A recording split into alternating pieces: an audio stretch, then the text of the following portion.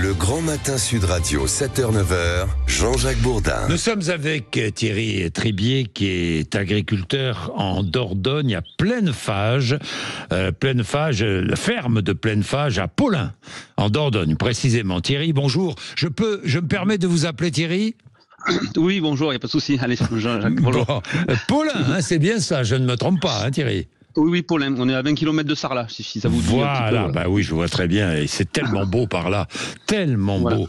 Alors, vous avez une ferme, vous êtes producteur de canards, d'oies, de porcs et de noix bio. Et malheureusement, mercredi, vous avez subi, vous aussi, ces orages extrêmement violents qui ont détruit, 90% de votre récolte de noix ? Oui, quasiment, je pense qu'il doit rester à peu près peut-être 10% sur les noyers, mais le problème c'est que même ceux qui sont restés dessus, sont impactés, vous voyez, ils vont tomber, voilà. Oui.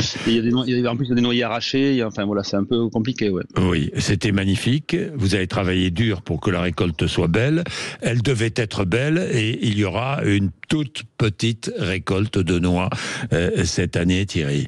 Oui. Vous avez vu arriver cet orage, ou vous avez été surpris mercredi ?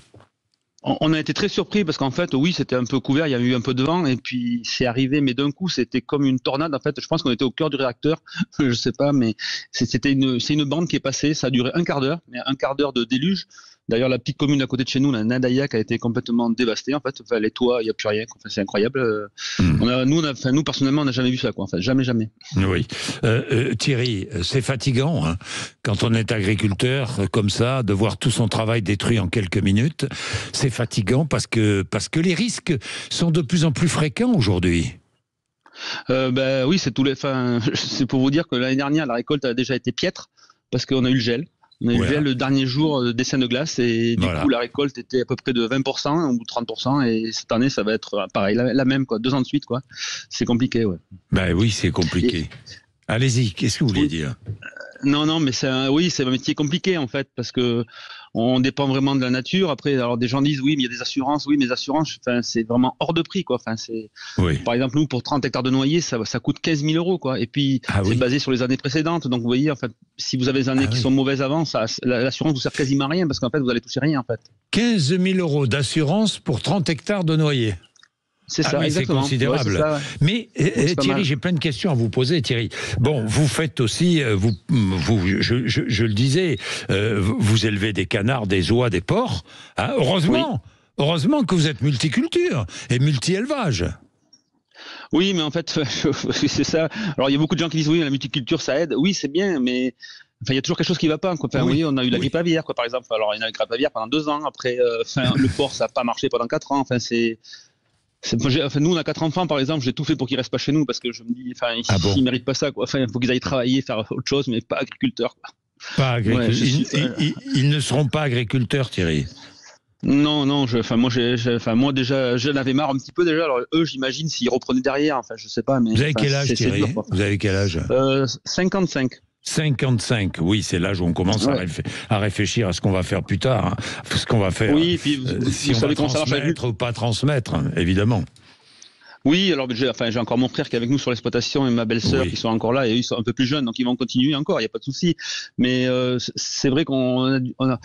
Et puis quand on est agriculteur, si nos enfants reprennent, on est obligé de rester, parce qu'il faut leur aider, vous savez. Et puis après, à la retraite, j'ai envie de faire autre chose que de travailler dur. Et puis quand ça marche pas comme ça, si c'est vos enfants qui ont ça, ça vous fait mal au moral, c'est sûr. Je crois que vous avez pu accueillir les touristes hier.